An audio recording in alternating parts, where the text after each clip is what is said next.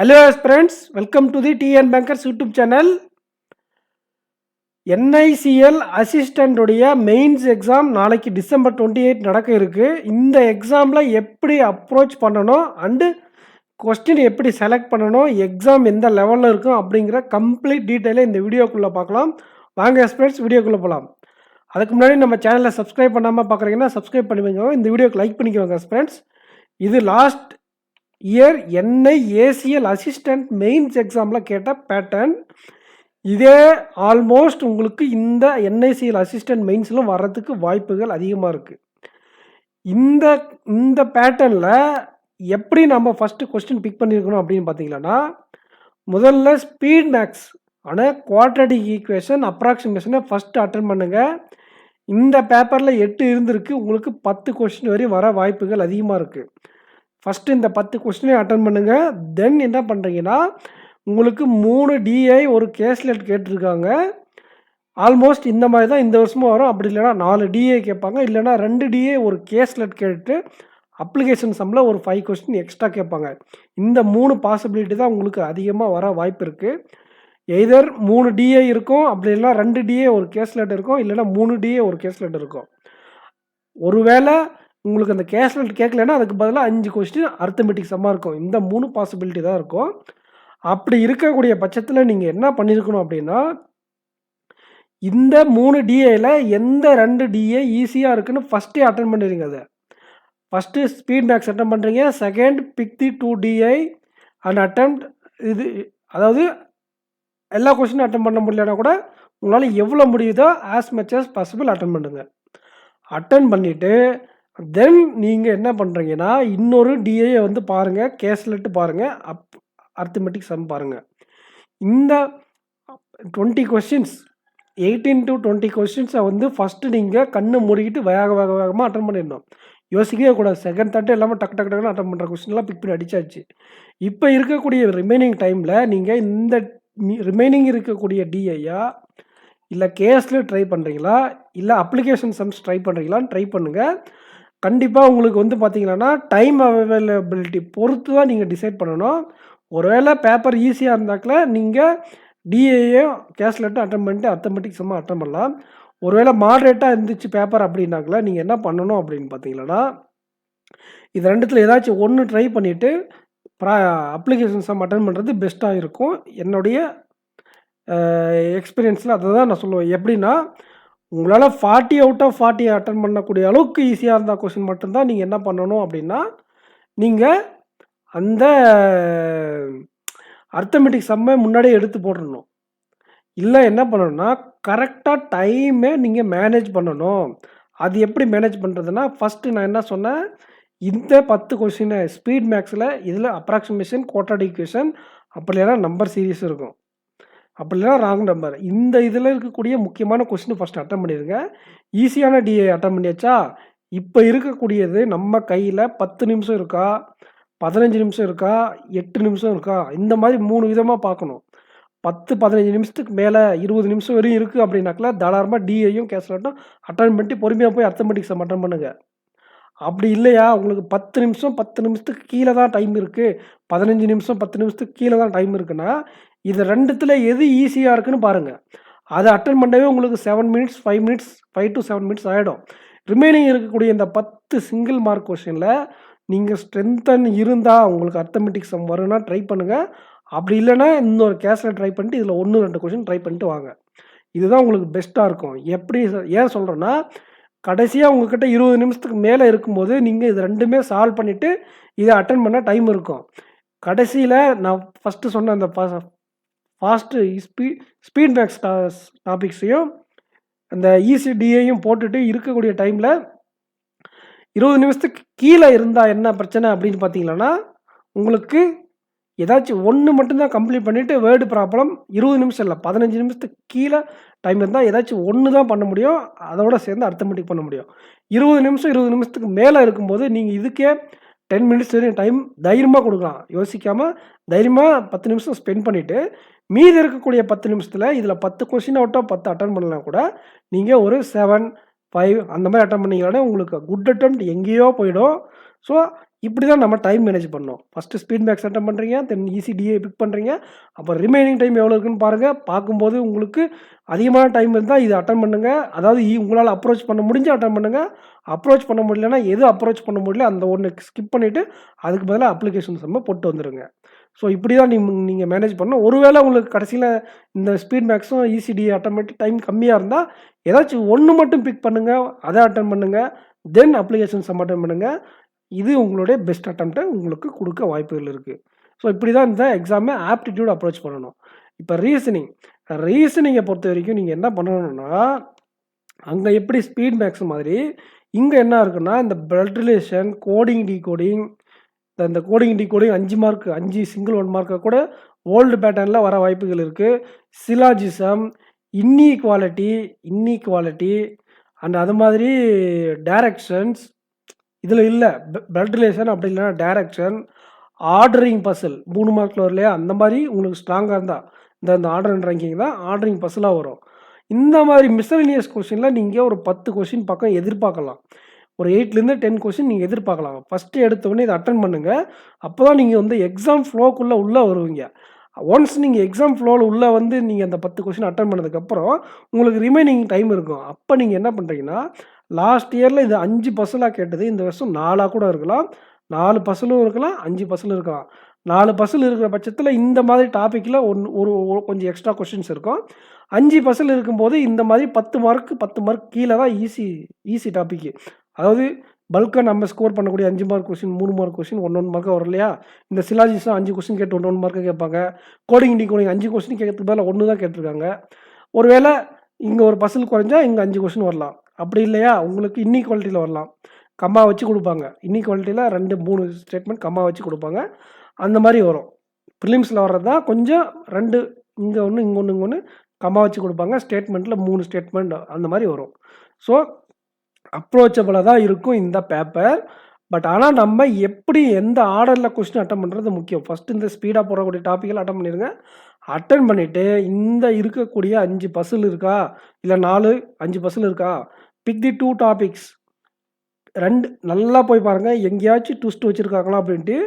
எ எந்த எந்த பசில் எடுத்தா நீங்க இத தான் பிராக்டிஸ் பண்ணியிருந்திருக்கணும் இந்த 10 நாளா. ரிசல்ட் வந்ததுலேருந்து இந்த 10 நாள் நீங்க உங்கள இத தான் பிராக்டிஸ் பண்ண சொன்னேன். எந்த பசில நீங்க எடுத்தா, எந்த சீட்டிங் எடுத்தா நீங்க கரெக்ட்டா அப்ரோச் பண்ணுவீங்கன்னு நீங்க பிராக்டிஸ் பண்ணி வச்சிருப்பீங்களா? அந்த 2 பசில ஃபர்ஸ்ட் நீங்க அட்டெண்ட் பண்ணுங்க. அட்டெண்ட் பண்ணிட்டு ரிமைனிங் 2லிருந்து 3 பசில் நீங்க கண்டிப்பா ஃபர்ஸ்ட் அட்டெண்ட் பண்ணியே ஆகணும். 5 பசில் இருந்தா நீங்க 3 பசில் அட்டெண்ட் பண்ணணும். 4 பசில் கேட்டிருந்தாக்குல 2 பசில் நீங்க ஃபர்ஸ்ட் அட்டெண்ட் பண்ணிறணும். அது எந்த ஈஸி பசில்னு ஃபர்ஸ்ட் அட்டெண்ட் பண்ணுங்க. அட்டெண்ட் பண்ணிட்டு, ஒருவேளை நீங்க நல்லா சூப்பரா பண்ணிட்டீங்க அப்படின்னாக்குல, இன்னொரு பசில் பிக் பண்ணுங்க. தென் இன்னொரு பசில் பிக் பண்ணுங்க. ஒருவேளை நீங்க இங்க ஏதாச்சும் அப்படி இப்படி எசகு பிசுன்னு ஆயிடுச்சுன்னா வச்சுக்கங்களேன், நீங்க மீதி இருக்கக்கூடிய எல்லா பசிலும் டார்கெட் பண்ணாதீங்க. ஒரு பசில ஸ்கிப் பண்ண பாருங்க. Full attempt 40 out of 40 try பண்ணாதீங்க. ஒருவேளை நீங்க எக்ஸாம்ல எங்கேயாச்சும் ஒரு இடத்துல உட்காந்தாக்குல, அந்த டைமை எப்படி எஃபெக்டிவா யூஸ் பண்ணலாம் அப்படிங்கிறத நீங்க யூஸ் பண்ணணும். எஃபெக்டிவா யூஸ் பண்ணணும். ஃபர்ஸ்ட்டு என்ன பண்ணுறீங்க, ஸ்பீடா போடக்கூடிய டாபிக்க அட்டெண்ட் பண்ணுறீங்க. 2 பசில் ஈஸி பசில் அட்டெண்ட் பண்ணுறீங்க. எகைன் 3வது பசில் அட்டெண்ட் பண்ணுறீங்க. இந்த 3 பசில் அட்டெண்ட் பண்ணும்போது உங்களுக்கு ஃப்ளோல வந்துருச்சுன்னா, நீங்க எக்ஸாம் அப்படியே கன்டின்யூ பண்ணிக்கலாம். ரிமைனிங் டைம் அவைலபிலிட்டிய பொறுத்து நீங்க 1 மார்க் கொஸ்டின் எடுக்குறீங்களா? இல்ல அடுத்த பசில் எடுக்குறீங்களா? அப்படிங்கிறத நம்ம டிசைட் பண்ணிக்கலாம். ஒருவேளை இந்த ஃபர்ஸ்ட்டு 3 பசில் அட்டெண்ட் பண்ணும்போதே நீங்க ஏதாச்சும் எசக பொசக ஆயிடுச்சுன்னா, உங்களுடைய டார்கெட் இந்த பேப்பர்ல 5 பசில் இருக்கா? நீங்க 4 பசில் அட்டெண்ட் பண்ணிட்டு, இந்த மிஸ்செலேனியஸ் அட்டெண்ட் பண்ணலாம். அப்படி இல்லன்னா 5 பசில் அட்டெண்ட் பண்ணிட்டு, இந்த மிஸ்செலேனியஸ ஸ்கிப் பண்ணலாம். 40 அவுட் ஆஃப் 40 அட்டெண்ட் பண்ற கனவ நீங்க விடணும். எப்ப விடணும்னா, இந்த ஃபுல் எக்ஸாம் ஃப்ளோ உங்களுக்கு கிடைக்கலனா. எக்ஸாம் ஃப்ளோ கிடைக்கிறதுக்காக தான் உங்கள பிராக்டிஸ் பண்ண சொல்லியிருப்பேன். சப்போஸ் உங்களுக்கு எக்ஸாம் ஃப்ளோ கிடைக்கலனா மட்டும் தான் அந்த செகண்ட் தாட்டுக்கு போகணும். இல்லன்னா, நம்ம கையில எவ்வளோ டைம் அவைலபிலிட்டி இருக்கு, ஈஸி பேப்பரா, மாடரேட் பேப்பரான்றத பொறுத்து தான் நமக்கு டிசைட் ஆகும். இது வந்து பேப்பர் ஈஸி டூ மாடரேட்டா தான் இருக்கும். ஏன்னா, நம்ம அவ்வளோ பிராக்டிஸ் பண்ணியிருக்கோம். ஃபர்ஸ்ட் இந்த ஸ்பீட் டாபிக் போடுங்க. 2 பசில போடுங்க. தென் இன்னொரு பசில போடுங்க. இப்ப நீங்க இதுல ஃப்ளோல போயிருக்கீங்கன்னு வச்சுக்கோங்க. அப்ப நீங்க என்ன பண்றீங்கன்னா, டைம் அவைலபிலிட்டி செக் பண்ணுங்க. 10 நிமிஷத்துக்கு மேல இருக்கு. 10லேருந்து 15 நிமிஷத்துக்கு மேல இருக்கு. 12 12 நிமிஷத்துக்கு மேல இருக்குன்னா, ரிமைனிங் இருக்கக்கூடிய 2 பசிலும் அட்டெண்ட் பண்ணிட்டு, 1 மார்க் ஒரு 3 கொஸ்டின் இருக்கும். என்னதுன்னா, இந்த ஆல்பாபெட்டு, பேர் டெஸ்ட்டு, இதை பாருங்கள் டேட்டா சஃபிஷியன்சி. டேட்டா சஃபிஷியன்சிலாம் இருந்தால் 40 அவுட் ஆஃப் 40 பாசிபிளாக நீங்கள் யோசிச்சுக்கோங்க. அதெல்லாம் நிறைய டைம் கன்சியூம் ஆகும். அப்போ நீங்கள் 40 அவுட் ஆஃப் 40 டார்கெட் பண்ணுறதை காட்டிலும் எக்ஸாமில் எப்படி அந்த டைமை மேனேஜ் பண்ணலாம் அப்படிங்கிற பர்பஸில் தான் நீங்கள் எக்ஸாம் அப்ரோச் பண்ணணும். அதுக்காக தான் இந்த லாஸ்ட் மினிட் டிப்ஸை யூஸ் பண்ணிக்கோங்க. இந்த மாதிரி தான் நீங்கள் உங்களுக்கு ப்ராக்டிஸ் பண்ணவும் சொல்லி கொடுத்துருப்பேன் ஸ்ட்ராட்டஜியில். அதை உங்களுக்கு ஒரு டைம் ரிமைண்ட் பண்ணிடுறேன். அவ்வளோதான், சிம்பிளாக முடிச்சிடலாம். ஈஸியாக இருக்கக்கூடிய டாப்பிக்கை ஃபஸ்ட் அட்டன் பண்ணுறீங்க, ஃபஸ்ட்டில் அட்டன் பண்ணுறீங்க. டைம் ரிமைனிங் இருக்கக்கூடிய டைம் அவைலபிலிட்டியை பொறுத்து நீங்கள் இந்த டேட்டா சஃபிஷியன்சி, அப்படி இல்லைன்னா இந்த pair test, meaningful word, alphabet series, இந்த மாதிரி 1 மார்க் கொஷின் இருக்கக்கூடிய 1 இண்டிவிஜுவல் மார்க் இருக்கக்கூடிய கொஷின் அட்டன் பண்ணணுமா, இல்லை லாஸ்ட்டாக இருக்கக்கூடிய இன்னொரு பஸ்ஸில் ஒரு பஸ்ஸிலோ 2 பஸ்ஸிலோ பெண்டிங் இருக்கக்கூடியது அட்டன் பண்ணுறீங்களா அப்படிங்கிறது உங்களுக்கு டைம் அவைலபிலிட்டி பொறுத்து தான். 4 மினிட்ஸ்லேருந்து 4 மினிட்ஸை கம்மி, ஒரு 5 மினிட்ஸுக்கு மேலே இருந்தால் மட்டும்தான் ஒரு பஸ்ஸில் நீங்கள் கையை வைக்கணும். 5 மினிட்ஸுக்கு கீழே லாஸ்ட்டில் இருக்குது அப்படிங்கிற பட்சத்தில் நீங்கள் டேட்டா சஃபிஷியன்சி, அப்படி இல்லைன்னா அதுக்கு முன்னாடி ஆல்பாபெட்டு, இந்த மாதிரி பேர் டெஸ்ட்டு, மீனிங்ஃபுல் வேர்டு, இந்த மாதிரி கொஸ்டினுக்கு போயிட்டு டேட்டா சஃபிஷியன்சிக்கு போயிடலாம். 5 நிமிஷத்துக்கு கீழே இருக்கும்போது, 5 நிமிஷத்துக்கு மேலே உங்களுக்கு லாஸ்ட்டில் டைம் இருக்குது அப்படிங்கிற பட்சத்தில் யூ கேன் சூஸ். நீங்களே டிசைட் பண்ணுங்கள், இது அட்டன் பண்ணலாமா, இல்லை நீங்கள் அந்த பஸ்ஸில் கான்ஃபிடண்ட்டாக இருக்கீங்களா அப்படின்றத உங்களுக்கு தான் தெரியும். நீங்கள் ப்ராக்டிஸ் பண்ணியிருப்பீங்க. ஸோ இப்படி தான் இந்த எக்ஸாம் அப்ரோச் பண்ணேன் friends. Next English section. English செக்ஷனை பொறுத்த வரைக்கும் உங்களுக்கு சென்டென்ஸ் இம்ப்ரூவ்மெண்ட் இருக்கா, ஃபில்லர் இருக்குது, கிளாஸ் டெஸ்ட் இருக்குது, வொக்காபுலரி பேஸ்ட் கொஸ்டின் இருக்குது. லாஸ்ட் இயர் இது வந்து பார்த்தீங்கன்னா ஈஸி கிடையாது. எப்போவுமே இங்கிலீஷ் ஈஸியாக இருக்கும். இது ஏன் நான் ஈஸி டு மாடரேட் கொடுத்துருக்கேன் அப்படின்னா, இங்கே ஸ்கோரிங் பாயிண்ட் கம்மியாக இருக்குது. ஆனால் நீங்கள் போங்க, உங்களுக்கு ஈஸியாக தான் வரும். என்ன ஈஸி சார் அப்படின்னா, நான் சொல்கிறேன் பாருங்கள். மேட்ச் த காலம், வேர்டு ஸ்வாப்பு, அண்டு அது மட்டும் இல்லாமல் உங்களுக்கு சென்டென்ஸ் ரீஅரேஞ்ச்மெண்ட், பேராஜம்பிள் இல்லை சென்டென்ஸ் ரீஅரேஞ்ச்மெண்ட், அப்படி இல்லைன்னா பேராஜம்பிள். இதெல்லாம் நம்ம வந்து கொஞ்சம் நமக்கு ஸ்கோரை நல்லா தூக்கி விடக்கூடிய சப்ஜெக்ட். நல்லா நம்மளை ஸ்கோர் நம்ம நல்லா பூஸ்ட் பண்ணி விட்றோம். இந்த மாதிரி டாபிக் போன வருஷம் கேட்கல, அதனால் இது ஈஸி டு மாடரேட். இந்த வருஷம் இந்த டாபிக் கேட்டுட்டாங்கன்னா ஃபஸ்ட்டு நீங்கள் அட்டன் பண்ணுறது அதை தான் அட்டன் பண்ணணும். யூஸ்வலாக கேட்பாங்க. 10 எக்ஸாம் நடக்குதுன்னா 8 எக்ஸாமில் இந்த கொஷின்ஸ் இருக்கும். 2 எக்ஸாம் தான் வேறு கேட்பாங்க. அந்த ஒரு எக்ஸாம் தான் இதுவாக போயிடுச்சு. நீங்கள் நம்பிட்டு போங்க, இந்த கொஷின் வந்துச்சுன்னா ஃபஸ்ட்டு அட்டன் பண்ணிடுங்க.